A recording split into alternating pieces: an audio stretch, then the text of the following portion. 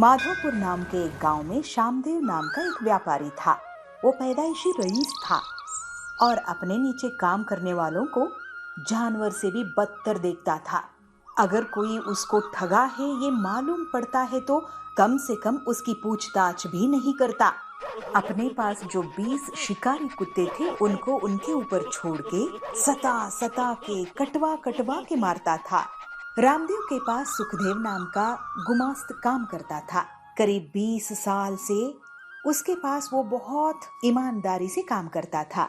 श्यामदेव के सारे हिसाब किताब सुखदेव अकेला संभालता था, मगर कभी भी हिसाब किताब में छोटी सी भी गलतियां नहीं हुई थी। इस बार साल भर की हिसाब किताब का लेखा जोखा करते हुए श्यामदेव, ये क्या है सुखदेव? हिसाब किताब में 10,000 का डिफरेंस आ रहा है। क्या हुआ है तुम्हें? क्या किया उन पैसों का? यह सुन के घबराते हुए सुखदेव, माफ कीजिए मालिक, हिसाब किताब में कुछ ऊंच नीच हुआ होगा। एक और बार मैं लेखा जोखा करके देखता हूँ, कहता है। उसको सुनते ही गुस्से से श्यामदेव, अरे गुलाम मुंशी, तुम्हारा कहना है कि मैंने हिसाब में गलत सलत किया है? कहते हुए उसकी सफाई भी न सुनते हुए अपने नौकरों को बुला के, अरे इस बुड्ढे को हमारे शिकारी कुत्तों को खिला दो, कह के हुक्म देता है। नौकर सुखदेव को खींच के ले जाते हुए सुखदेव, मालिक आप भले ही मुझे अपने शिकारी कुत्तों को खिला दो, मगर मरने से पहले मेरे अंतिम इच्छा तो पूछो। आपके पास मैंने इतने साल काम किया है, कृपया मेरी आखिरी इच्छा पूरी कर दो। कहते हुए जोर जोर से चिल्लाते भीख मांगता है। उसकी पुकार को सुनते हुए श्यामदेव, बोलो क्या है तुम्हारी आखिरी इच्छा? कह के पूछता है तो सुखदेव 30 दिनों तक इन कुत्तों को मैं पालूंगा, कहता है। उसकी बात सुन के वहाँ के हर इंसान जोर जोर से हंसता है। श्यामदेव आश्चर्य से, तुम्हारे दिमाग तो ठीक है। जिस कुत्ते के मुंह से चबाए जाने वाले हो उसी कुत्तों का सेवा करोगे? कहता है। तो सुखदेव ये कहता है, जी हाँ मालिक, मेरी आखिरी इच्छा पूरी कर दो। कहता है। श्यामदेव उसकी इच्छा के अनुसार 30 दिनों तक उन कुत्तों की सेवा करने की अनुमति देता है। उन 30 दिनों तक सुखदेव बहुत प्यार से, श्रद्धा से उन कुत्तों को खाना खिलाता है, नहलाता है और उनकी पालन करता है। 30 दिनों के बाद श्यामदेव उन कुत्तों को सुखदेव के ऊपर छोड़ने पर वो सारे कुत्ते अपने मालिक के पास आने की खुशी में सुखदेव के पैरों को चाटते हैं और अपनी प्यार जताते हैं। इसको देख के वहाँ के सारे लोग आश्चर्यचकित रह जाते हैं। श्यामदेव को सर से पैर तक पूरा गुस्सा चढ़ता है। वो मजबूर बन जाता है। श्यामदेव, क्या हुआ इन कुत्तों को? मेरे इशारे पे सामने वाले को खत्म करके आने वाले शेर जैसे थे। बिन माँ के बच्चों की तरह उसके पैर के नीचे रेंगते हुए उसके पैरों को चाट रहे हैं। क्या हुआ है इनको?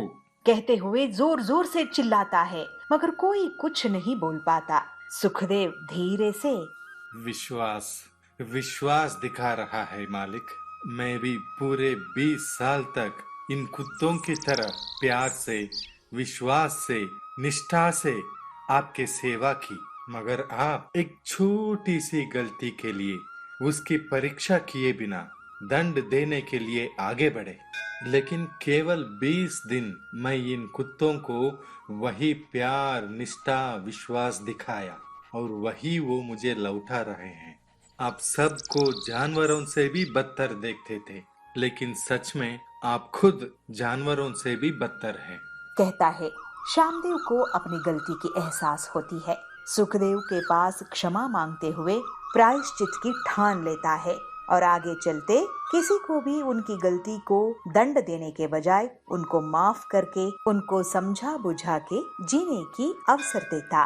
किसी को दंड देना हमारी न्याय करने की तरीका दिखाता है, मगर क्षमा करना महात्माओं की गुण होता है। गलती करने वाला कोई भी हो, पहले उनको सुधारने की अवसर देना चाहिए। क्षमा करने से मानवतावाद की पुष्टि देंगे। तेनाली नाम के एक गांव में ठाकुर नाम का एक आदमी रहता था। वो गांव के लोगों को किश्ते में कपड़े बेचता था।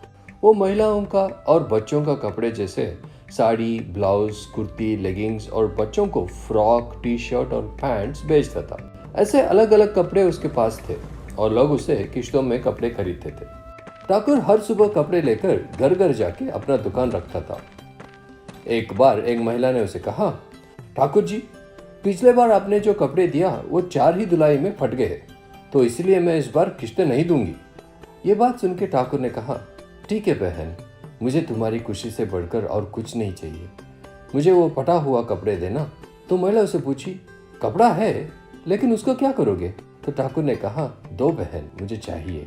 ये कहकर उस कपड़े को लेके जाके टेलर से उसे सिलवा के अनाथ आश्रम में दे दिया। ठाकुर को बरसों से इसकी आदत पड़ गई। ठाकुर शादीशुदा था और उसे एक जवान बेटी भी थी और वो बेटी अपने लिए एक काम खोज में थी। ठाकुर को अपने बुढ़ापे की वजह से कपड़े उठा के घर घर जाने में तकलीफ हो रही थी। ठाकुर की बेटी को भी अपने पढ़ाई के बराबर कोई काम नहीं मिल रहा था। ठाकुर को बिना दिन भर दिन अपने घर चलाना मुश्किल हो रहा था। एक दिन ठाकुर के घर कार में कुछ लड़कियां आए। उन्हें देखकर ठाकुर ने पूछा, आप सब कौन हो? तो उनमें से एक लड़की ने बोली, पिताजी, हम सब अनाथ आश्रम की लड़कियां हैं, आप हमें बचपन में कपड़े ले आते थे। ये सुनकर ठाकुर भावुक हो गया। फिर दूसरे लड़की ने कहा, हम सब मिलकर ठाकुर टेक्सटाइल नाम के एक दुकान शुरू करने जा रहे हैं और उसका इनॉग्रेशन के लिए आप ही चीफ गेस्ट हो। ये कह के इन्विटेशन देके चले गए। उनके जाने के बाद ठाकुर की पत्नी उसे पूछी, क्यों जी, आपने उनसे हमारी हालत क्यों नहीं बताया? इनॉग्रेशन के दिन हमारे बच्ची के लिए एक काम तो पूछ के आना। ठाकुर को उनसे मदद पूछना अच्छा नहीं लगा, लेकिन घर की परिस्थिति को देखकर वो मान के इनॉग्रेशन के लिए चला गया। ठाकुर को फंक्शन में उसे जो आदर और सम्मान मिला उसे देखकर उसे और भी संकोच हुआ और वो बिना मदद मांगे वहाँ से जैसे ही निकलने लगा, उसकी बेटी को कैशियर काउंटर में देखकर रोने लगा।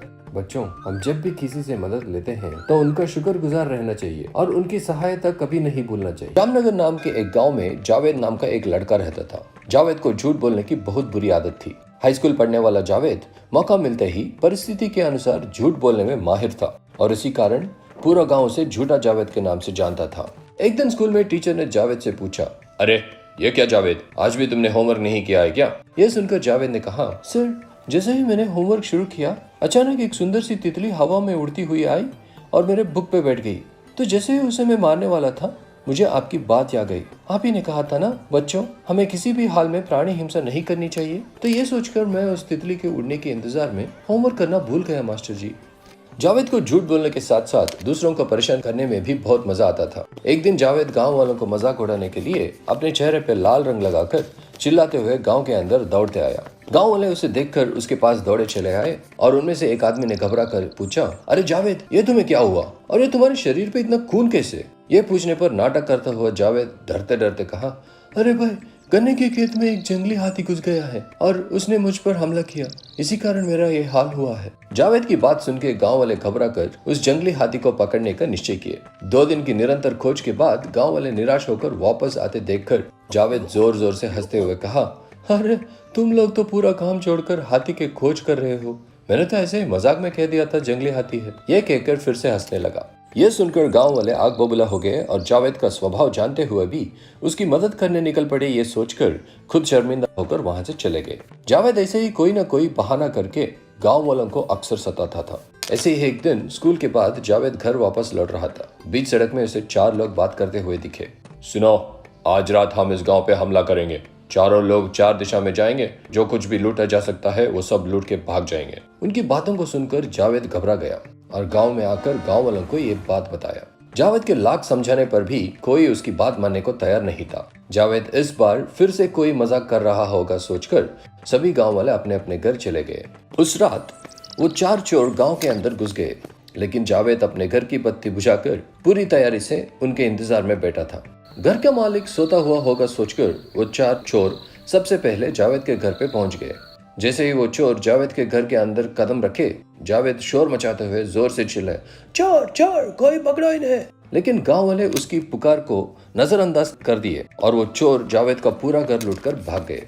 अगले दिन जावेद के घर के पास भीड़ जमा हो गया और उनमें से एक गांव वाले ने कहा, देखा जावेद, तुझे तो झूठ बोलने की बुरी आदत थी, आज उसी आदत से तुम्हारा कितना नुकसान हुआ है और उसी की वजह से कोई भी बुरे वक्त में तुम्हारा सहारा नहीं बन पाया। उस दिन से जावेद सच बोलने का निश्चय किया और झूठ बोलने की बुरी आदत को हमेशा के लिए अलविदा कह दिया। चोरों के बारे में शिकायत लिखवाया। 4 दिन के बाद वो 4 चोर पकड़े गए और जावेद को अपना सामान वापस मिल गया। उस दिन से जावेद सच बोलने का निश्चय किया और झूठ बोलने की बुरी आदत को हमेशा के लिए अलविदा कह दिया। बच्चों, अगर हम झूठ कहकर उसकी सहारा लेते हुए तो केवल उस परिस्थिति के लिए बच सकते हैं, लेकिन आगे चलकर एक दिन वही झूठ हमारी जिंदगी बर्बाद करके छोड़ती है। तो बच्चों, झूठ बोलना बुरी बात होती है।